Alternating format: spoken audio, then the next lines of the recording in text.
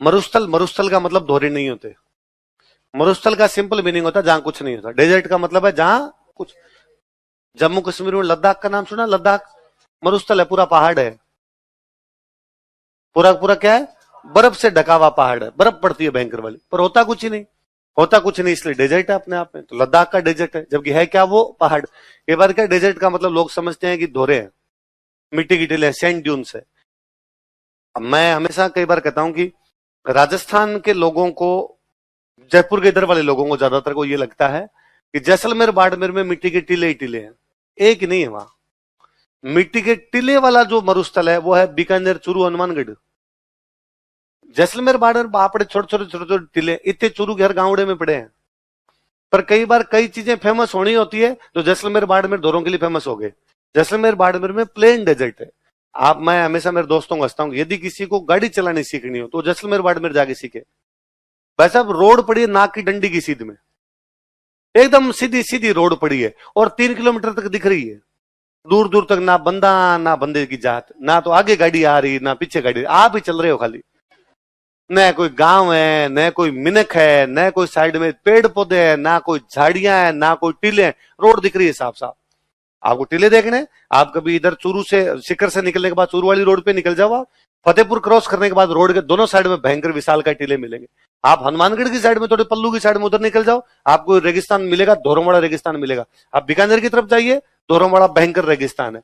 पर ये राजस्थान के बाहर के लोगों को तो ये लगता है कि पूरे राजस्थान में दोहरे हैं।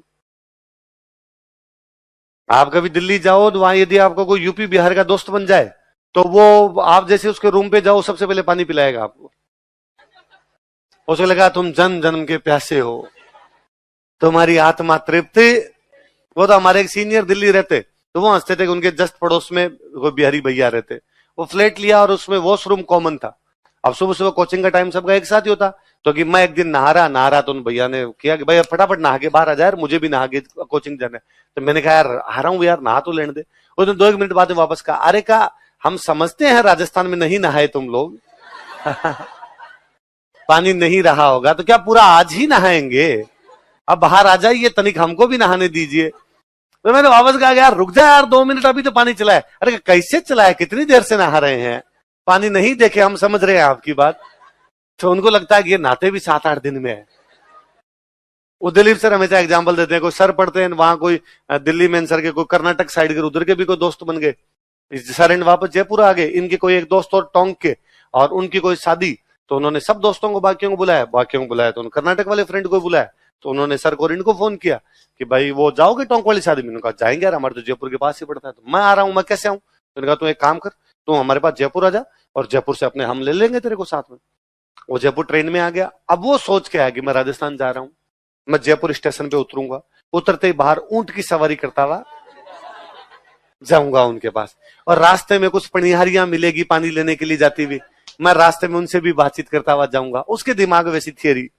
अब वो यहाँ उतरा, उतर के भाई जयपुर स्टेशन के बाहर चकाचौंध ऑटो वाले खड़े, सारे के सारे सिंधिगम है ना सारे वो खड़े रहते हैं उधर। तो आपने आप तो कैब हो गई, इस टाइम कैब नहीं हुआ करती थी, तो ऑटो वाले भैया लगा के खड़े रहते थे वो।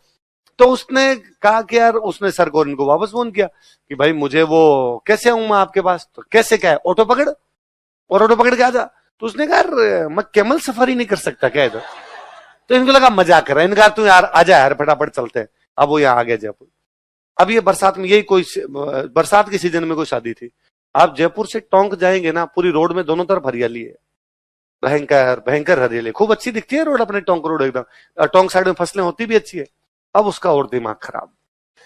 उसको लगता था राजस्थान में लोग नागे रहते होंगे, इनके पास कपड़े भी नहीं होंगे, बाप रे पास गरीबड़े से होंगे, खाने के दाने भी नहीं होंगे, फसलें इनकी होती नहीं है। अब उसको चकाचौंध। जिस शादी में गए वो शादी और पैसे वाले लोगों की, वहां भाई साहब पैसे की लगा दूं डेरी वहां नोट उछल रहे हैं। वो वापस आते थे, उसने पूछा कि मैं राजस्थान देखना चाहता हूं। तो इन लोगों ने कहा देख ले इस साइड में। उसने कहा नहीं, ओरिजिनल वाला राजस्थान, जिसमें पनिहारियां पानी लेने के लिए जाती है, दूर दूर से 7-7 मट के ऊपर रख के जाती हो। उनका वैसा राजस्थान कहीं भी, वैसा गोल फिल्मों में है, बाकी वैसा राजस्थान। तो जयपुर से इधर वाले लोगों को लगता है जैसलमेर बाड़मेर में दोहरे हैं, राजस्थान से बाहर वालों को लगता है पूरे राजस्थान में क्या है, जो ये सच्चाई, तो जयपुर से इधर वालों भी, यदि आपको धोरे देखने हो तो कहां जाओगे? बीकानेर चूरू। उधर जैसलमेर बाड़मेर में धोरे नहीं। उधर जो मरुस्थल है वो कैसा मरुस्थल है? मिधन। मरुस्थल है, होता कुछ नहीं, लेकिन वो मरुस्थल कैसा है? मिधन। प्लेन पड़ा है, इसलिए दिखता है दूर दूर तक, यूं आपको दिखता रहेगा वहां पर, आसपास में कोई ऑब्स्टेकल नहीं आएगा उसके अंदर।